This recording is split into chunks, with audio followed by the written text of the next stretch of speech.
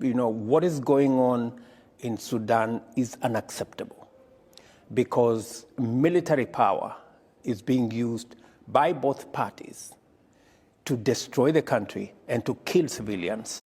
It is completely unacceptable.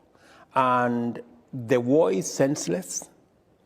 The war is not legitimate in any way. Welcome again to another episode of WSSN Podcast. As always, like, share, and subscribe. Tell a friend, tell a friend. You don't know that works. And also, I'll put the link in the description to my Patreon if you feel like supporting the channel. It's not a must, but if you can, it's appreciated. So, in this video, President Ruto was doing an interview in Paris, and he was talking about climate change and the finance it's going to cost to switch over. And also, we were discussing Sudan and the conflict is happening in Sudan, the effect it's having on the continent, the effect it's having on the lives of the citizens of Sudan. And he's taken steps with his army to help quarrel that issue. And also he's also made strides in the past 6 months, according to him, when he comes on to talks with the generals. And also he discusses Kenya's demonstration issue as well with his opponent in Kenya. So I like this interview. Listen to it in its entirety. Let me know what you think about it, and listen to what he's saying, and then comment on it, and we'll discuss it after. Don't know. Boom. This summit for a new global financing pact here in Paris. Let's get straight to the point. The objective is to fight both climate change and poverty. Can this be done with the International Monetary Fund and the World Bank as we know them, or should we get rid of those? As we know them, we will have difficulty. I think you forgot one aspect. It's just a new global financing pact to deal with poverty, climate change, and also to contextualize the issue of a new architecture for the international financial system, especially the MDBs. In their current status, it's not possible. We have three important issues that inform how we move forward on both issues of financing and also climate change. One is urgency, pace, speed, one aspect. The other aspect is scale, numbers. And the third aspect is cost. How much does it cost? In its current setup, our multilateral development banks take ages to get anything done. There is all manner of bureaucracy. Number two, scale is limited. You always get this story, we have little room for concessional funding. You cannot run development anywhere in the globe, including the global south, including our continent, including Kenya, without concessional funding. And then number three is that we pay, especially those of us from the global south, especially for those of us in the African continent, we pay up to 8 times more for the same resources because of something called risk. And the Secretary General of the UN was speaking to it yesterday, that why would one set of countries pay more than others? That system that others pay 8 times more than others is broken. It is rigged. It is unfair. And so it is very important for us to do two things: to fix the multilateral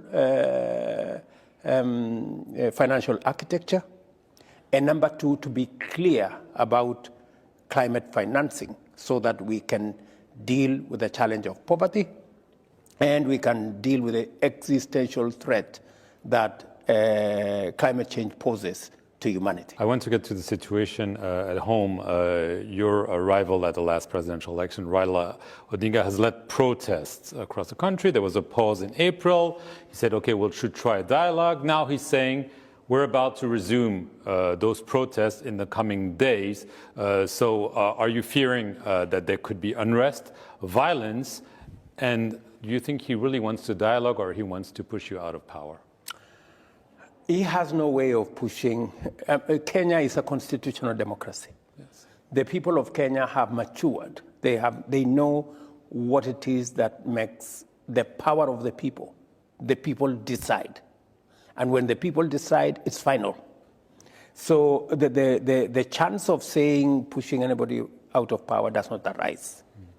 Do you think that's what he wants, or he wants the dialogue? The last election was different. In fact, the last election was prosecuted on the platform of issues. In fact, although the election was closely contested, the people of Kenya agreed with the outcome because they participated in it. And our Electoral Commission did a fantastic job. In fact, it is world acclaimed. Many of the international observers, many of the local observers, in fact, all observers gave our electoral body thumbs up because they did a wonderful job, an incredibly wonderful job. So the outcome of the election is settled. What we are having is politics, and I have no problem with politics. I don't have a problem with Raila Odinga now. I don't have a problem with Raila Odinga. He's my opponent. There is no problem. We are competitors. I have no problem with him. I have no problem with Raila Odinga organizing protests. There are protests in this city of Paris every day. It's part of democracy. It's part of expression. All I have told our friends Raila Odinga and company is let us not engage in destruction of property. Let us not engage in violence. Protests is perfect. Sudan. The situation is getting worse. The US-Saudi ceasefire is breaking down. Violence resumed in Khartoum, in Darfur, in South Kordofan. Thousands have been killed. Millions of civilians are on the run. The UN Secretary General, I'm quoting him, warns that the scale and the speed of Sudan's descent into death and destruction is unprecedented, and it could radiate insecurity across the region. Are you as worried as Antonio Guterres? I am as concerned as Antonio Guterres. In fact, there are already signs and vestiges of genocide. Genocide. There is, what is going on in Sudan is unacceptable because military power is being used by both parties to destroy the country and to kill civilians. It is completely unacceptable. And the war is senseless.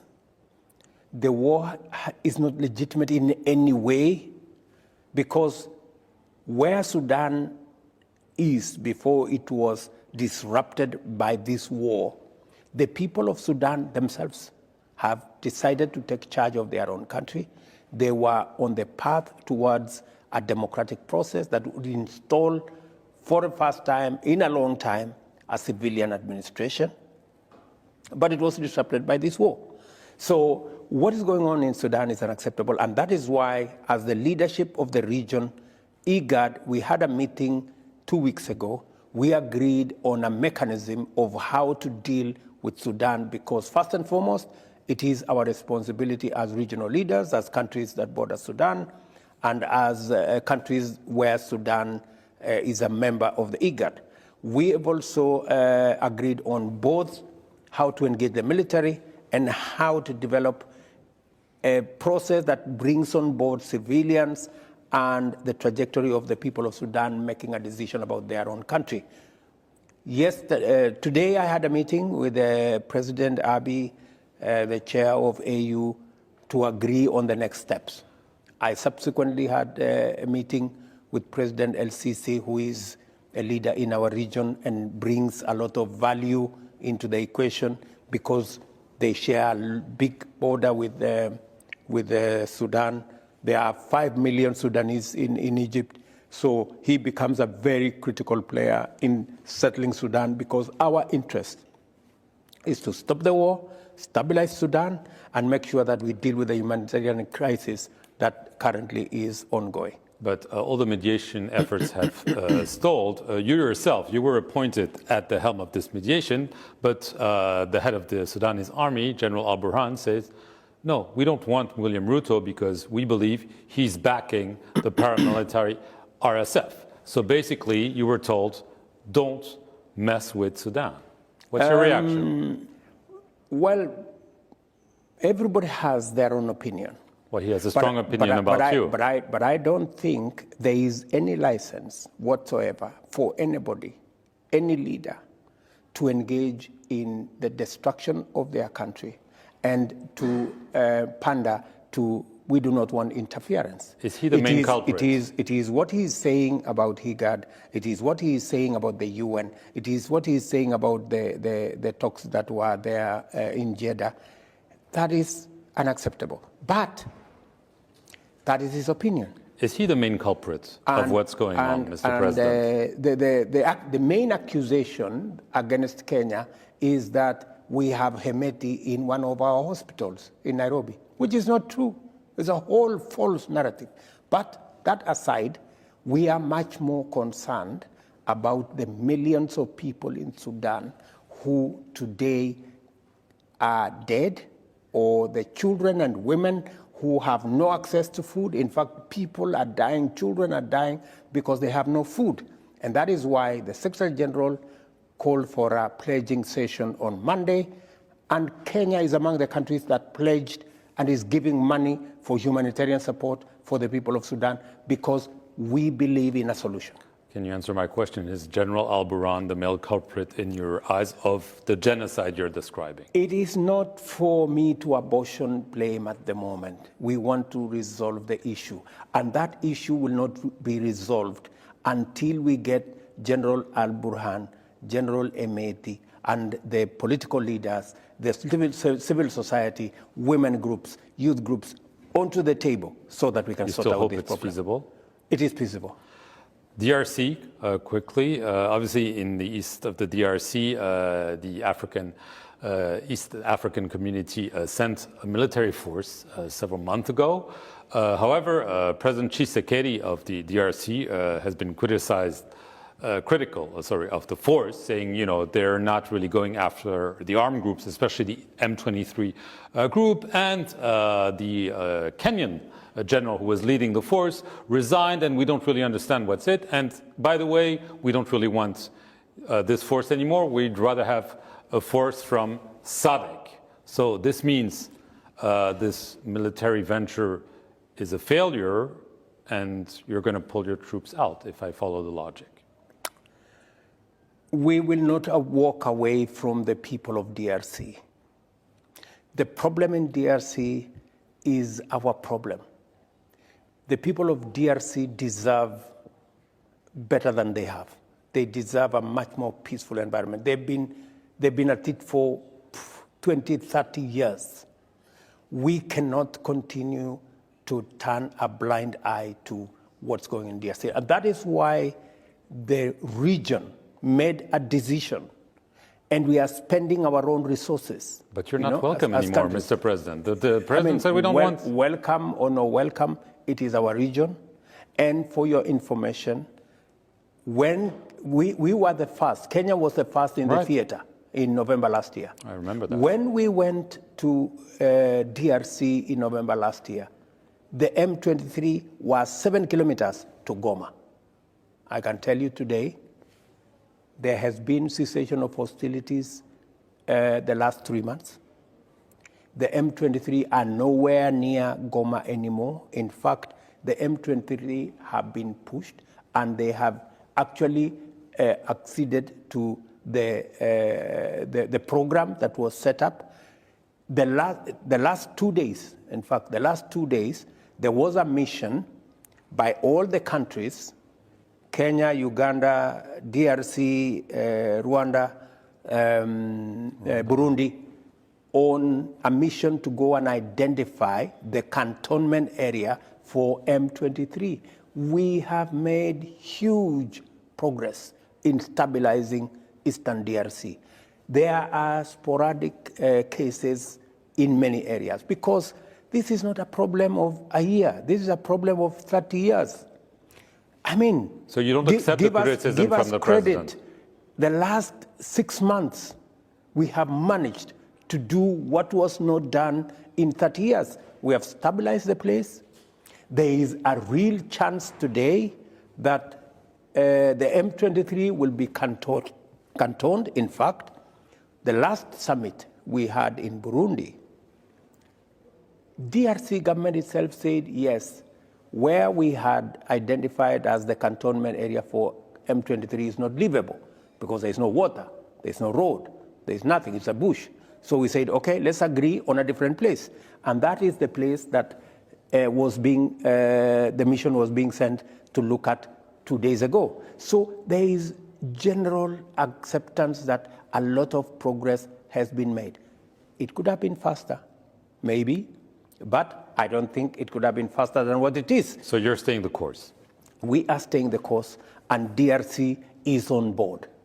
Aside from all the discussions in the media, DRC are on course because they can see this is the only realistic chance for us to sort out the challenges of DRC. Last issue, Somalia. On May 15th, it was announced that you would reopen the border after more than a decade being closed.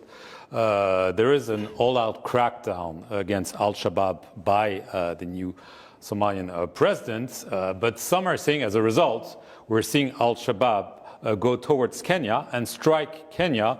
According to the latest counts, at least 22 security officers were killed in the Lamu and Garissa counties just in the last 2 weeks. Was it the right decision to reopen the border at the time when al-Shabaab seems to be back on Kenyan soil? It was, it still is the right decision because the challenge of al-Shabaab, we have to confront it. And we intend and we have every chance to defeat al-Shabaab. What al-Shabaab is trying to do is because there is the drawdown of troops that's supposed to happen from this month of July, they're trying to reposition themselves to create the impression that they will take over the region. We will not allow them. We are very clear. We are working with President Hassan in Mogadishu. We have decided as the frontline states, Uganda, Kenya, Sudan, that we are going to stay this course. And if necessary, and we think it is necessary, we are going to stay beyond the drawdown timetable so that we don't lose what we have achieved merely because we have walked away from a situation and allowed al-Shabaab back into the equation or into the theater. We are very clear, and we are going to send a very powerful message to al-Shabaab that they are not going to reverse the gains that we have made in the last couple of years.